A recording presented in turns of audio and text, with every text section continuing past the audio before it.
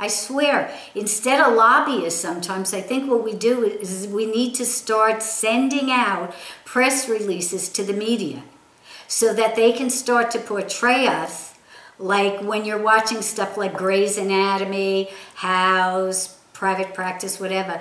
They've taken all our good qualities, all the things that nurses used to be able to do, and are now sort of fading away as well because we're stuck with the computers and the telemetry and the monitors. But they've given all those very valuable caretaking, nurturing qualities to doctors. Now, if doctors have 15 minutes for insurance to go visit a patient, do you think they're sitting there playing checkers and stuff? Who should be telling the media, which is the groupthink and the propaganda for the public? Why aren't we putting some money into marketing and press releases so that people know that nurses are specialists in home care, specialists in death and dying, can help families, can work as business people, entrepreneurs to help you in an awful lot of ways, that there's a vast, we're specialized, there's a vast expanse of knowledge that we have. And, oh, one more thing. I hate the idea that they say nurses are trained and doctors are educated. No. No, we take some of the same courses, and the more of them we take, the more educated we become. And in the deal about experience, only the older doctors, maybe you could give some of that to, the old Dr. Welby type.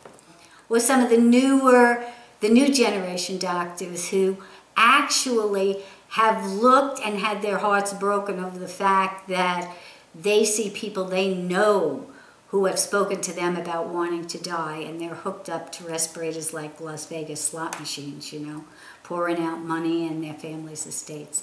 So I think we have a lot to do, but I think one of the things that's most important is that we should take a lot of the anger we have and a lot of the energy we have, and we should move it toward education, and we should honestly be able to move toward the, if you will, in a corporate word, consumers of healthcare, the other people, the people and the patients we treat. Let's give them information. Let's stop hiding behind doctors and hospitals as though we're domestic partners in some kind of domestic violence situation. We can't keep hiding it from them. Let's face it, the one upside is they can fire us if we do something that doesn't please the hospital or the doctors.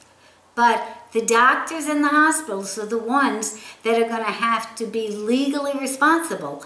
So therefore, if they're going to get all the glory and all the autonomy, take all the responsibility, and keep treating us like children, then maybe we can go out there and say, hey, this isn't how it is. This isn't what it should be. I do believe that all the legal malpractice that's happening is happening because there wasn't enough transparency. And now, yeah, there's going to be an ugly fight.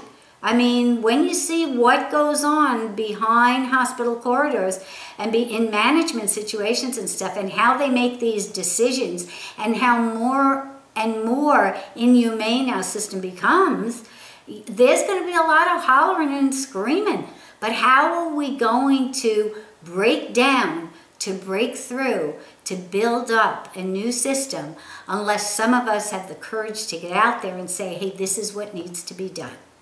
It needs to be done. Why? Simply because it's right. Simply because we know secrets, and by keeping those secrets, we become party to the evil that's being done. And some of it is truly evil. So we have to accept that responsibility, take it on, take a deep breath, get courage, and stop with the burnout and compassion fatigue, and have some moral courage. And if we burn out, fine. We've handled almost everything else. Let's just choose another place and move into it.